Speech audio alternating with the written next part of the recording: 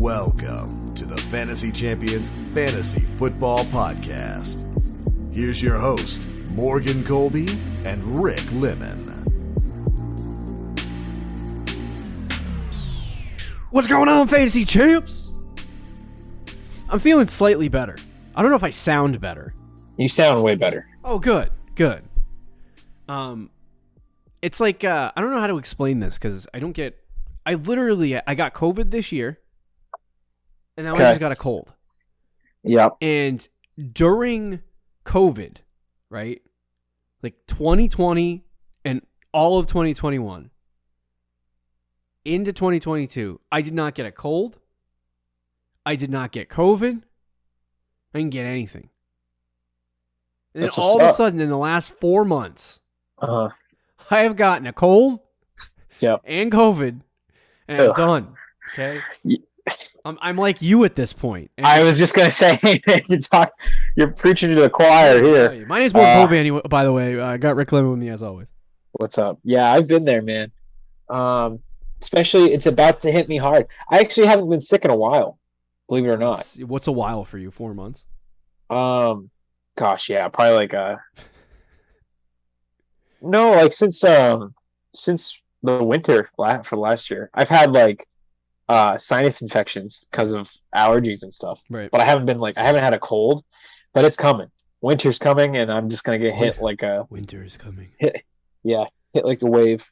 Oh, should be rough. But either way, we got a great weekend of games coming up, including one that could have 41 inches of snow pounded on top of it.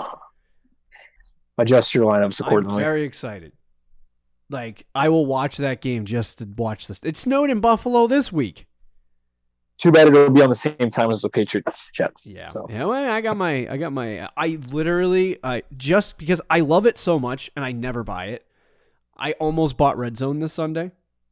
Oh, really? You know, I have Red Zone, so. Send me the login deets, bro. Dude, but you can only use one account. Or else I would. Well, anyway. I love Red Zone, so it's great. But we have Week 11 starts and sits for this show. Hopefully you enjoyed the Thursday Night Football game. We have not watched it yet because this is pre-recorded on Thursday. So, Christian Watson, Aaron Rodgers. Christian Watson, Aaron Rodgers. Aaron Rodgers. Yeah. I have them both on my team. And the start of the Trade Target show should be interesting, too, because they would have already played. And one of the guys that we're going to talk about. Should we even put him on the list? Yeah, let's do it. Okay. Anyway, so we got Week 11 starts and sits for this show. Before we jump into that, check out our website, fantasychampions.com. Follow us on Twitter, Instagram, Facebook, TikTok, all of those fun platforms. If you're listening on Apple Podcasts, Spotify, Stitcher, or any other podcast platforms, please leave a review, share this podcast with your friends. If you're watching on YouTube, subscribe, click the bell for notifications, like, and comment down below. We are literally in the final stretch of the regular season for fantasy football. That's wild. 1 month to go. 4 weeks, 4 games. And I feel like everyone. I mean, I got some teams that are in the crapper. I'm not gonna lie, and they're all dynasty teams, so that's not good. One of them I traded all my picks. Oh, that's even worse. So like, I'm tanking for somebody else. But I have an 8-2 dynasty league. That's pretty good. 6-4 redraft team. Okay. And everyone else is trash. 3-7, 4-6, 4-6, 4-6. I got a lot of 4 and 6s. Drafted a lot of Jamar Chase. Drafted a lot of Tyreek Hill. Drafted a lot of Breece Hall. Wait, Tyreek Hill. Yeah. I had him in 2 leagues. That should be a good thing for you. Yeah, really. He's a wide receiver too. But because I had Jamar Chase right next to him. Oh well, yep. Yeah, that kind of blows. So anyway. We are going to get you some starts and sits as we have every week we go along at this point. Your fantasy matchups get more and more important, and your wins become more crucial to get the correct playoff seeding or even just to make the playoffs in some leagues. In those 4 and 6 leagues, I'm going to try to get one of those teams to the playoffs. Just one. Yeah. I have to run the table. So let's go. We're playing each other in one dynasty league where we're both 3-7. So whoever wins that game has a shot of making the playoffs. Oh, that's right. But if you're trying to tank, then you kind of want to lose. Right. Do I don't know. Do you want to go for it, or do you want to lose? I haven't set my lineups yet, so you would never know. Kenneth Walker's on a bye. You got a dub there, buddy. Dubs all We'll day. see. Honestly, hey, 10-man band, I got Field, so it kind of... My team's stacked for the future in that league, though, Rick. So watch out. Stacked with what? My team is stacked in that league for the future.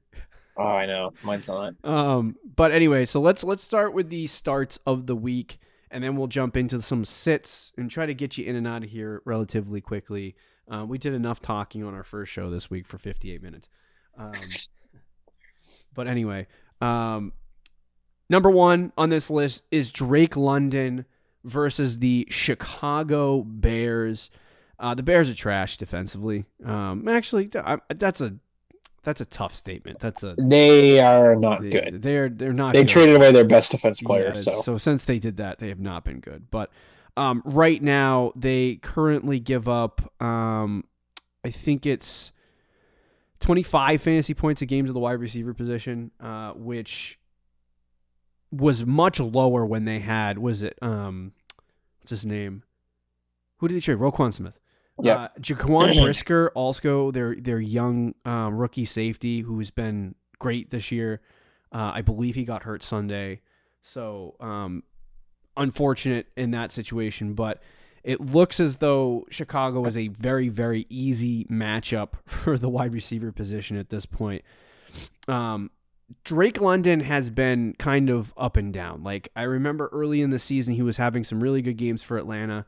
People were saying he's great, and he had what was ranked top 18 in fantasy football. Yeah, I mean 12, 24, and 14 is a pretty good start. But everyone was like, okay, this guy's gonna light up the field and blow it up this year, and he's gonna be the next Jamar Chase, right? And then all of a sudden he kind of fell off a cliff. He had 3-7-7, 1-7-2, and then 14 against the Carolina Panthers.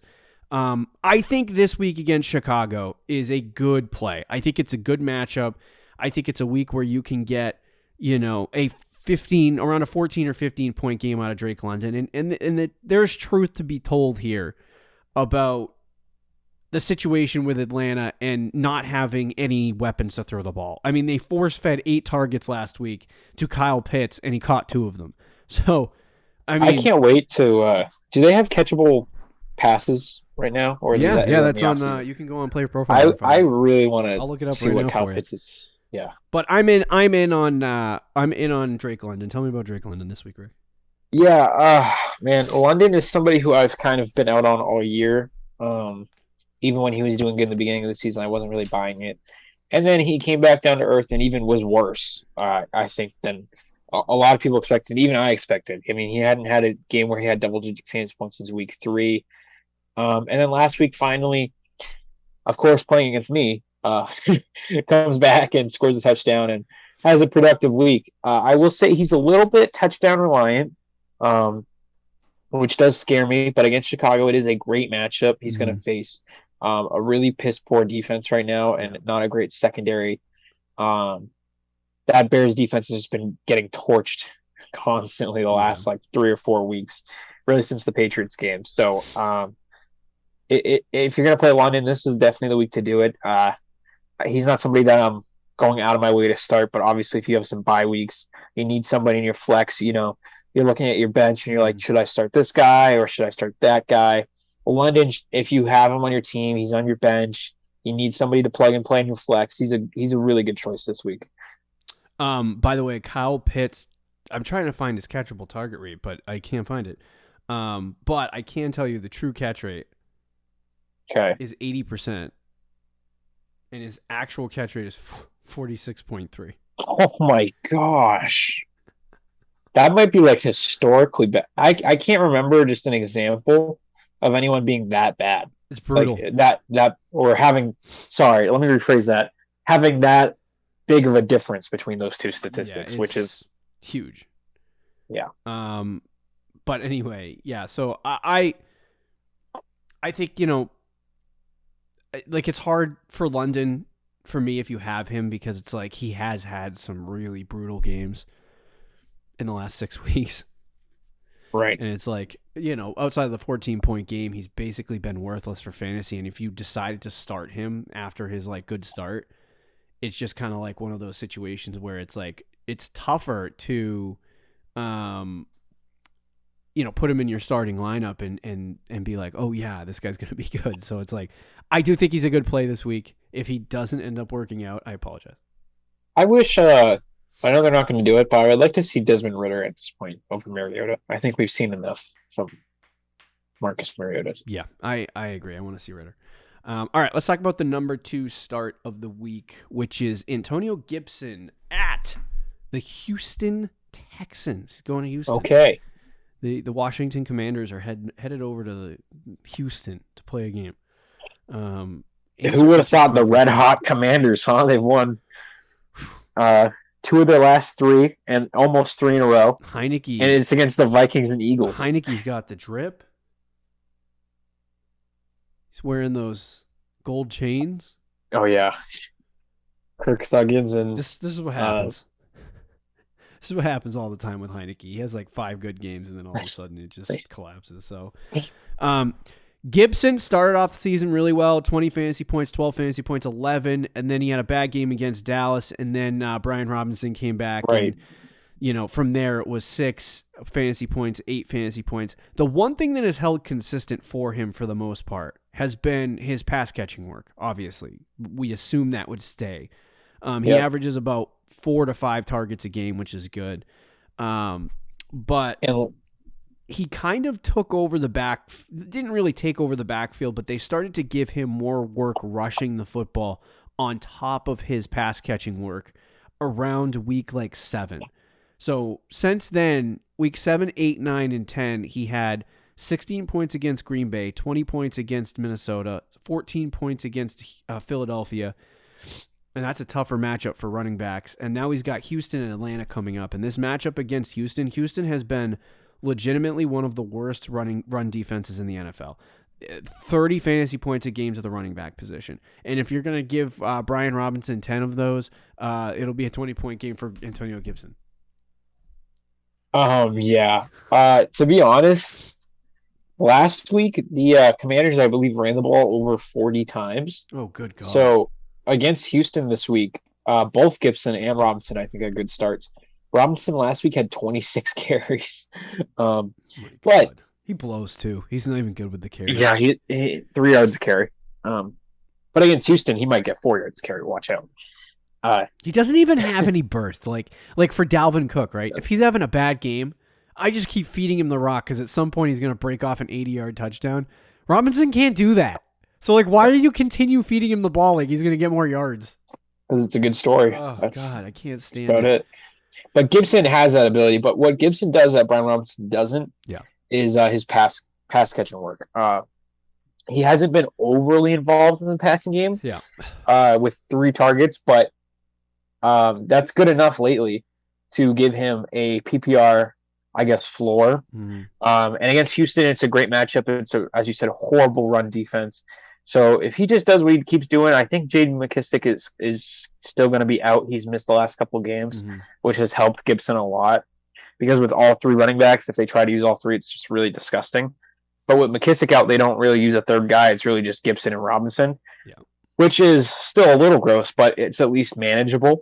I think Gibson will be in line for double-digit fantasy points pretty easily against Houston based on that matchup and the work that he could get, not only on the ground, but in the passing game. Agreed. Let's talk about number 3 and the final start of the week for us, and it's Daniel Jones versus the Detroit Dimes Lions. One of these stream guys getting on the freaking start list. Stream of the week, maybe? Yeah, dude. He's been mid for fantasy football this year. The way you said that. It's been okay. He's been mid. Yeah. Which for Daniel Jones is an upgrade over what he normally does. On the season rank, QB 15 week 1. Just going to go week 1 to week 10. QB 15, QB 21, QB 17, QB 8, QB 20, QB 17, QB 3, and then QB 25 and QB 14 on the season. And he's had some really good games. I would say right now, a good quarterback performance is 18 points. Yep. He did that against Houston. He had a 28-point game against Jacksonville.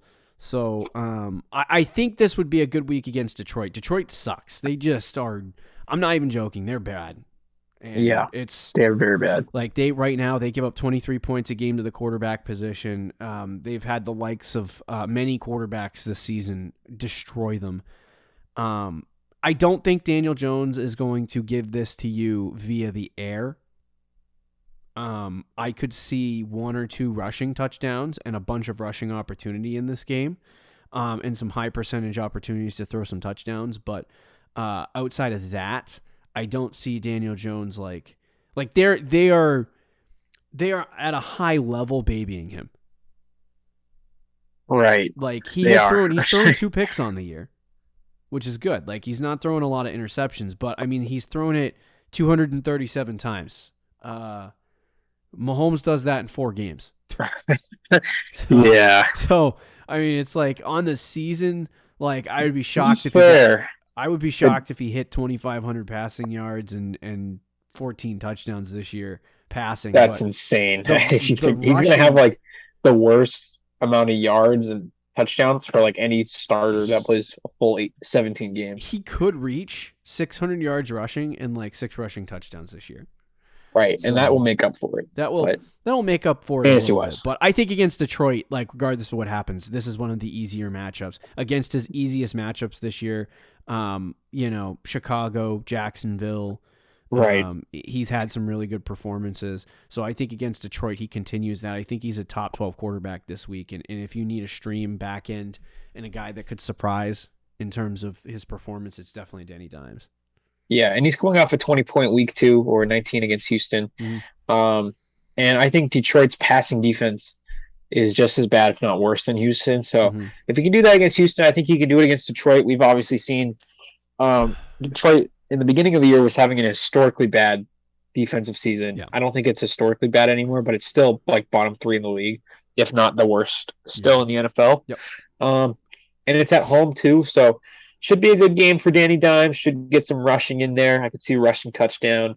I would expect like an 18 to 20-point week out of him. Mm-hmm. But to be fair to Danny Dimes, they are babying him a lot, but he's doing a good job with limited action. Yep. And he doesn't exactly have an elite receiving core either. Like the Giants receivers are kind of terrible. Yeah, they're not really good. Darius Slayton right now is his best option. Wan'Dale Robinson is in and out of the lineup. Yeah.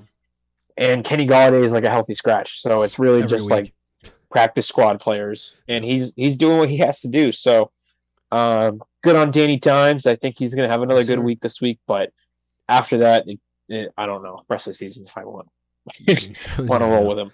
All right, let's talk about some sits on the week. Number 1 and the most painful for Rick. Yep. Michael Pittman versus Philadelphia. Now, I will say, I do like Pittman. Rest of season, especially if they're starting Matt Ryan.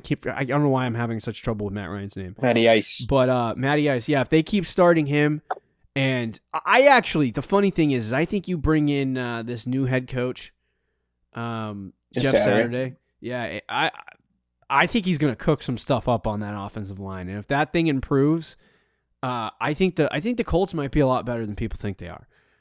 But that's fair. I do think like Michael Pittman, I valued Michael Pittman highly when Matt Ryan was on the field. As soon as they said they were going with Ellinger rest of season, it hurt. That is when I was like, all right, like they're going with this young quarterback who's known for his rushing ability. Like this isn't going to look good for Michael Pittman. And then as soon as they started him 2 games in a row, Michael Pittman had bad games, and that was confirmation for me. So I was out. I was like, see you later.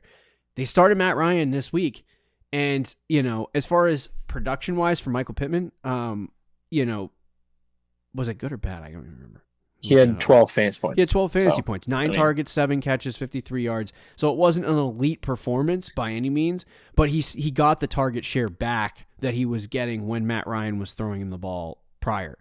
So, with that being said, like I think Michael Pittman rest of season is a decent guy to have, but I think this week against Philadelphia, who's been one of the best defenses in the NFL, is going to be an extremely tough game for Michael Pittman. So I would sit him this week and long for better days. Plus, I believe that Michael Pittman's going to be good, right?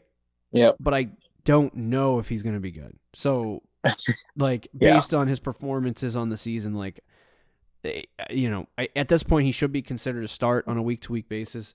But this week, I'm going to sit him because tough matchup. Yeah, this also, what I'll say is, like, it does feel like a get-back right game for the Eagles, where you're coming off a loss and they're such a good team that they're just going to destroy the Colts. I think that's a possibility. But then again, I agree with you. I think if Jeff Saturday improves that offensive line and they actually don't go to Sam Ellinger and openly tank, that the Colts are at least, like, they might not be a good team, but they're at least better than I think some people would consider them. But yeah, against the Eagles, I don't know. It's really hard. I do think Pittman with Matt Ryan in there has a good floor. I think he'll at least have a couple receptions and have a decent week. But if you're able to sit him and you have somebody on your bench that you think could get 15 plus points and have a big week, I wouldn't blame you for putting him in over Pittman. Fair enough. Number 2, James Conner versus San Francisco. San Francisco gives up 14 points a game to the running back position. And I bring James Conner into this conversation because he came back, right? Eno Benjamin got cut too. Yeah, that was weird. Very weird. He got picked up right away. There was like 6 teams that put in a claim for him. Chiefs were one of them too. Funny Chiefs. Yeah. But James Conner comes back. I don't know what they were doing with him before, but he has 21 carries this week, 3 catches, 17 yards. He had 69 yards rushing. He was 3 yards carry. Very, very inefficient through the air and on the ground. And this day was kind of saved by two rushing touchdowns. Yeah. And he had 23 fantasy points against Los Angeles. I don't think he's going to score 2 touchdowns again against San Francisco. I think this is going to be a game where he comes back down to earth. He's very not good, and he burns your fantasy teams. And like he hasn't been good this season. Like when he's played. Really? Like week 1, he had 15 fantasy points because of a touchdown, but he had 2.6 yards a carry. On the season, his average right now is 3.8 yards a carry. And through the air, it's even worse. It's 5 yards per catch or 6 yards per catch. So it's just he's not looked efficient. He's not looked good. He looks very different. He's had 1 RB1 week on the season. And I just don't think he's going to get back to that 23-point performance against Los Angeles until he plays the Chargers the following week. So I would sit him against San Fran this week. Yeah, I agree with you. He hasn't been the same. He's been injured a lot this year. Also kind of an old man, running back a little bit, playing in an offense that has been underachieving for sure. I think he benefited with Colt McCoy as the starter because they try to run the ball more, and he was able to get some dump offs from him. And I don't know if he's starting this week, but San Francisco's defense is just so good against running backs. And I was tempted to say like James Conner could be a buy. A decent buy option for a late playoff run since he hasn't been great this year and you'd probably get him relatively cheap. But his schedule is so brutal down the stretch and he still hasn't had his buy. So he has the Chargers week 12, but then you're buying a lot of garbage if you buy him. Yeah, he's got the Patriots, the Broncos, and the Bucks. Like that's such a brutal stretch 4 of his next 5 games. So I wouldn't even buy him. And then this week too, it's just like I'm not excited to be playing him at all against San Francisco, and I think the 49ers are probably going to win that game. Agreed. And the final sit we got this week is all of the Jets running backs quickly versus the New England Patriots. I don't know what they did last time, but it wasn't good. It wasn't good. And the Patriots so far this year, they've improved against the running game for the most part, and they've only given up 15 fantasy points a game, which is 1 fantasy point per game off the 49ers, and the second hardest matchup for running backs in fantasy football. And you have I think it's enough of a sample size at this point through 11 weeks to, at this point, on a points per game basis, say the Patriots are a tough run defense to play. And so with that being said, you have a committee here with James Robinson, Michael Carter. If you have either one of those guys, this is just not a week to put them in your lineup. Like even if you're on buys, like I don't care. Like just get them out of your lineup. This feels like a game where the Jets are probably going to be like, hey, we got to pass it. And, whether that's a good thing or a bad thing, I don't think the running game is going to be super involved. And it's going to be a bad week to start either one of those guys. Last time the Jets played the Pats, James Robinson, I believe it was his first game. Mm-hmm. Oh, or maybe it was his second game. But he was still relatively new to the Jets, but still had 5 carries for 17 yards. And Michael Carter in that game had 7 carries for 26 yards. Michael Carter did have 7 targets in that game for 4 catches, so he was able to get 10 fantasy points. But Michael Carter still 10 fantasy points, and then James Robinson had 1. So I don't expect either guy to do that great against the Pats. Mm-hmm. And the Patriots have been excellent on defense all year, and they've been excellent against running backs. So just a really tough matchup. It's hard to justify starting either one of those guys unless you really need to. Yep. Agreed. There you have it. Starts and sits. Week 11. We got buys and sells coming up on Friday. So be sure to check that out. Improve your roster before the all-important Week 12 deadline. And we'll keep it rolling. Enjoy the rest of your week, guys. See you later. See you.